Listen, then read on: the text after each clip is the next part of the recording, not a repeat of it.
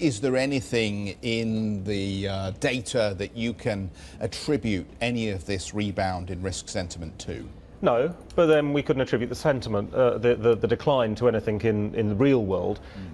Basically, we've had all this volatility in markets. People keep coming up to me and say, "Oh, you must be having a really tough time." And the response is, "Well, actually, no. My world's doing just fine. Economics is chugging along. Nothing very exciting really happening, basically." Is it just chugging along? Because the hedge funds that I was speaking to, the biggest in the industry, were concerned about what was behind that door, that there were still question marks about whether we could be heading back towards that R word, recession.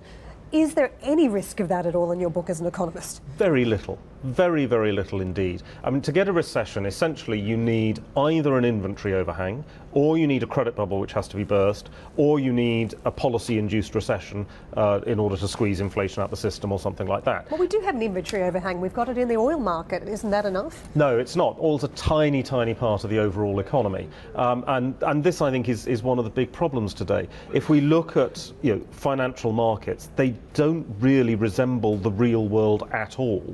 If we look at equity markets, they're dominated by large companies which are just 15% of the US economy.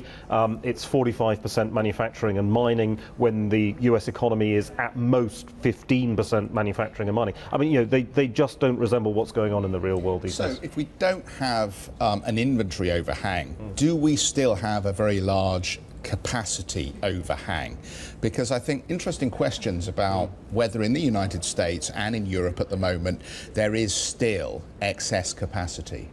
Well, again, I don't think this is something that we really need to worry about. When we're looking at the US, when we're looking at Europe, you've got a situation where 80–85% of the private sector is service sector.